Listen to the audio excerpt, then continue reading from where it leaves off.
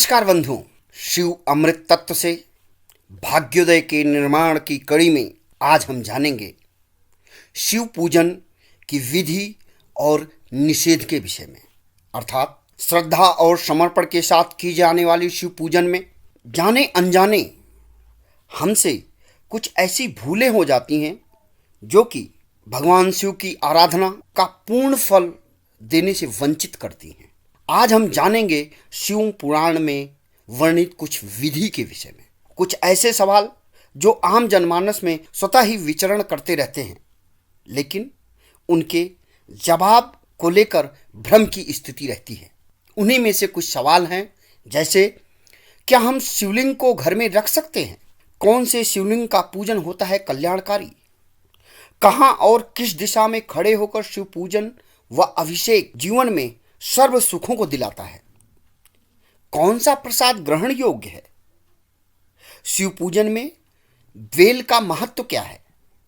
ये कुछ ऐसे सवाल हैं जिनके विषय में आज हम चर्चा करेंगे।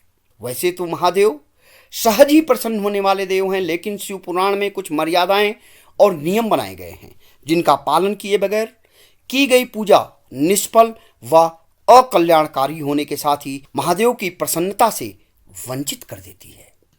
क्या हम घर में शिवलिंग रख सकते हैं? यह लगभग सभी शिव भक्तों के मन में उठने वाला सहज सवाल है।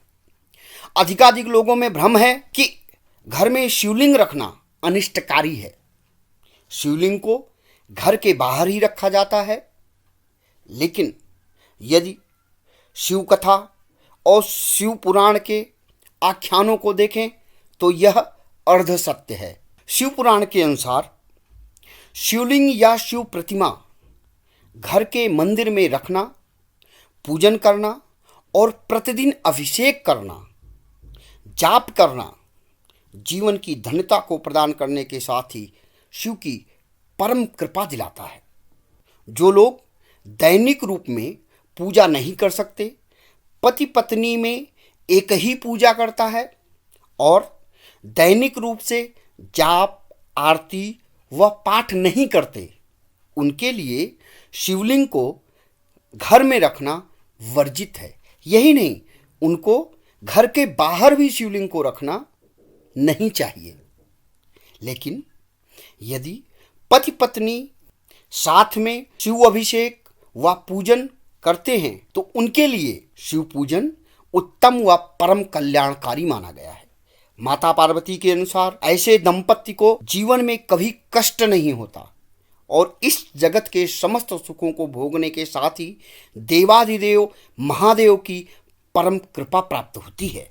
इसलिए भ्रम में रहने के बजाय पूर्ण श्रद्धा और समर्पण के साथ उपलब्ध संसाधनों को लेकर भगवान शिव के चरणों में शरणागत हो जाएं। भगवान शिव की कृपा से आपके सभी रुके कार्य पूर्ण होंगे और जीवन सुखमय होगा। दूसरा सवाल है, कौन से शिवलिंग का पूजन होता है परम कल्याणकारी? पाषाण, मिट्टी, स्वर्ण, चांदी, ताम्र, बालू, पारद अथवा प्रतीक मात्र शिवलिंग की पूजा अत्यंत कल्याणकारी है। शिव पुराण के अनुसार पार्थिव लिंगों की पूजा कोटि कोटि यज्ञों का फल देने वाली होती है। कलयुग में शिवलिंग पूजन उत्तम फल देने वाला है। शिवलिंग 3 प्रकार के बताए गए हैं, उत्तम, मध्यम और अधम। 4 अंगुल से ऊंचा, सुंदर और वेदी से युक्त शिवलिंग को शास्त्रोक्त उत्तम माना गया है। 2 अंगुल के शिवलिंग को मध्यम और 1 अंगुल के शिवलिंग को अधम माना गया है। भगवान शंकर के नैवेद्यांत पूजन में त्रिभुवनमयी अष्टमूर्ति का विधान है। पृथ्वी, अग्नि, वायु, आकाश, सूर्य, चंद्रमा तथा यजमान शिव जी की 8 मूर्तियां हैं। ईशान, नंदी, चंड, महाकाल, भृंगी, वृष, स्कंद, कपर्दीश्वर, सोम और शुक्र ये 10 शिव परिवार के मुख्य अंग हैं। इनकी पूजा के बगैर शिव पूजा अधूरी होती है। इसलिए हमें शिव पूजन में भगवान शिव की आराधना करने के साथ ही इन अष्टमूर्तियों और शिव परिवार के 10 अंगों का ध्यान कर आराधना, जाप व अनुष्ठान अवश्य करना चाहिए। वैसे भी कहा जाता है कि भगवान शिव स्वपूजन के साथ ही अपने भक्तों व गणों की पूजा को अधिक महत्व देते हैं। इसलिए हम सभी को भगवान शिव की कृपा पाने के लिए अष्टमूर्तियों और दश अंगों की पूजा करना अवश्य चाहिए, ताकि हमारा जीवन सुखमय हो, कल्याणकारी हो और भगवत कृपा को दिलाने वाला हो। भगवान शंकर की पूजा में सहज सवाल होता है कि कहाँ और किस दिशा में खड़े होकर शिव आराधना और अभिषेक करें। सहज ही भक्तों पर कृपा बरसाने वाले भगवान शिव की शिव भक्तों में भ्रम रहता है कि शिव पूजन करते समय हम कहाँ और किस दिशा में खड़े हों, क्या शिवलिंग की परिक्रमा की जा सकती है, आदि सवालों को जानने के लिए आइए देखते हैं पवित्र शिव पुराण में वर्णित कथनांक को। भगवान शंकर की आराधना के लिए पवित्र शिव पुराण में बताए गए निर्देशों के अनुसार हमें शिवलिंग की परिक्रमा कभी नहीं करनी चाहिए। रात्रि में शिव पूजन उत्तराभिमुख होकर करना चाहिए। शिवलिंग के पूर्व में कभी नहीं बैठना चाहिए या खड़ा होना चाहिए, वह शिव के सामने की स्थिति होती है। शिवलिंग के उत्तर दिशा में कभी ना बैठें, वह भगवान शंकर का वामांग होता है जो माता पार्वती का स्थान है। शिवलिंग के पश्चिम दिशा में भी ना बैठें, उधर देवाधिदेव का पृष्ठ भाग होता है, अर्थात भगवान शंकर की पीठ होती है। शिवलिंग की दक्षिण दिशा में बैठकर पूजा, आराधना, अभिषेक व अनुष्ठान करना उत्तम फलदायी माना गया है। दक्षिण दिशा में बैठकर की गई पूजा सहज ही शिव कृपा दिलाने वाली होती है। इसलिए भक्तों को भगवान शंकर की आराधना करते समय इन निर्देशों का अवश्य ध्यान रखना चाहिए, तभी किया गया अभिषेक, पूजन, अनुष्ठान, जाप फलदायी होगा। अन्यथा न सिर्फ पूजा खंडित होगी बल्कि आपका संकल्प और अनुष्ठान भी अकल्याणकारी होगा। भगवान शंकर और शिवलिंग पर चढ़े प्रसाद को लेकर के आम जनमानस में भ्रम या भय की स्थिति रहती है। ऐसी मान्यता है कि शिवलिंग पर चढ़े हुए प्रसाद को नहीं ग्रहण करना चाहिए। कुछ विद्वानों का मत है कि कुछ शिवलिंग हैं जिनका प्रसाद ग्रहण करना फलदायी होता है। आइए जानते हैं शिव पुराण में वर्णित निर्देशों के अनुसार कौन से शिवलिंग का प्रसाद हम ग्रहण कर सकते हैं और कौन से शिवलिंग का प्रसाद नहीं ग्रहण कर सकते, अर्थात त्याज्य है।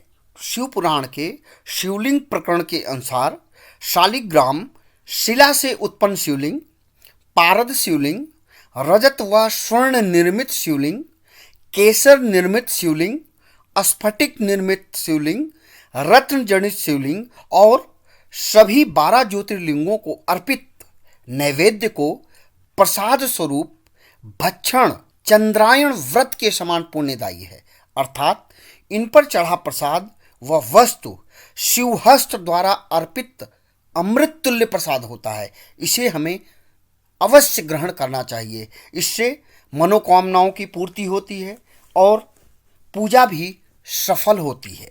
रोग, दोष, भय, भूख, दारिद्र्य का शमन होता है और प्रगति के द्वार खुलने लगते हैं। इसके अलावा किसी भी शिवलिंग पर चढ़ा हुआ प्रसाद अग्राह्य है, अर्थात हमें उस प्रसाद को नहीं ग्रहण करना चाहिए। लेकिन जो प्रसाद व वस्तु शिवलिंग से स्पर्श रहित हो, अर्थात शिवलिंग से दूर रखकर अर्पित की गई हो, वह अत्यंत ही पवित्र होती है और ग्राह्य है। उस प्रसाद को भी हम ग्रहण कर सकते हैं। दर्शकों, भगवान शंकर को बिल्वपत्र अत्यंत ही प्रिय है, इसलिए शिव पूजन में बिल्वपत्रों का प्रयोग अवश्य किया जाता है। तो आज हम जानेंगे शिव पूजन में बेल का महत्व। सामान्य तौर पर शिवलिंग पर 3 पत्तों वाले बिल्वपत्र को चढ़ाना परम पुण्यदायी माना जाता है, लेकिन बेल की जड़ में शिवलिंग को स्थापित कर पूजन करना परम पुण्यदायी माना गया है। बेल की जड़ से युक्त जल से शिवलिंग का अभिषेक करना संपूर्ण तीर्थों के स्नान, दान और तप का फल प्राप्त होता है। जो बेल के पत्तों अर्थात बिल पत्रों को स्वयं तोड़कर शिवलिंग को अर्पित करता है, उसके समस्त पाप नष्ट हो जाते हैं। पाप मुक्त होकर वह इहलोक के समस्त ऐश्वर्य को भोगने के साथ ही शिवलोक का अधिष्ठाता बनता है। बेल की जड़ के पास शिवलिंग के समीप खीर व घृत युक्त अन्नदान करने से संपूर्ण दरिद्रता का नाश होता है। पूरे जीवन सुखों को भोगकर शिव चरणों की कृपा मिलती है। दर्शकों, महाशिवरात्रि पर कष्ट मुक्ति और सफलता के लिए योग्य विद्वत ब्राह्मणों द्वारा विशेष अनुष्ठान किया जा रहा है, जिसमें विशेष रूप से काल सर्प दोष, मंगल दोष, विवाह में हो रही देरी, वैवाहिक जीवन की कटुता और सफलता के लिए विशेष पूजा की जाएगी। जो लोग इस पूजा में सम्मिलित होना चाहते हैं वे अवश्य संपर्क करें।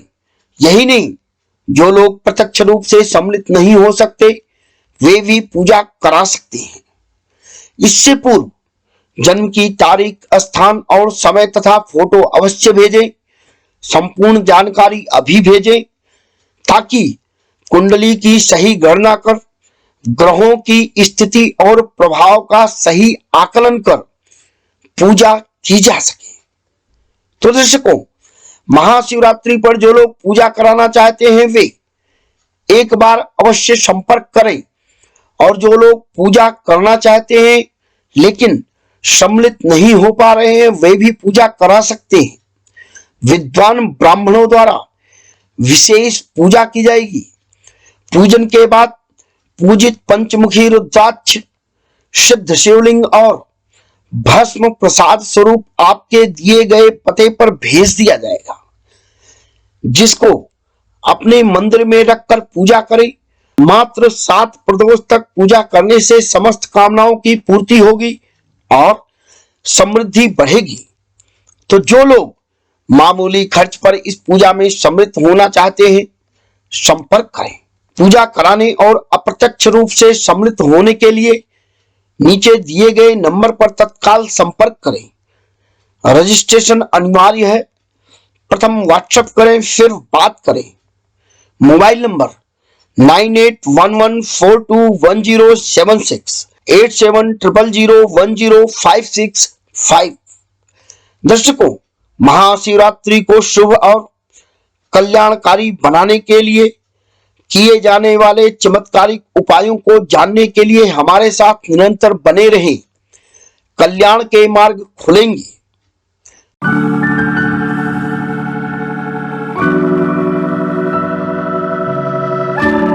तो दर्शकों, आज की जानकारी आपको कैसी लगी कमेंट बॉक्स में अवश्य लिखें। इस चैनल को सब्सक्राइब करना ना भूलें ताकि हर दिन की नई नई जानकारियां आपको स्वतः ही प्राप्त होती रहें। इसको अधिकाधिक लोगों तक शेयर करें। यदि आप किसी प्रकार की जानकारी चाहते हैं, सलाह चाहते हैं, कुंडली दिखाना चाहते हैं या ज्योतिषीय परामर्श लेना चाहते हैं तो नीचे दिए गए नंबर पर अवश्य संपर्क करें। आपका कल्याण हो, आपका जीवन सुखमय हो, भगवान शंकर की कृपा आप पर सदैव बनी रहे। ओम नमः शिवाय।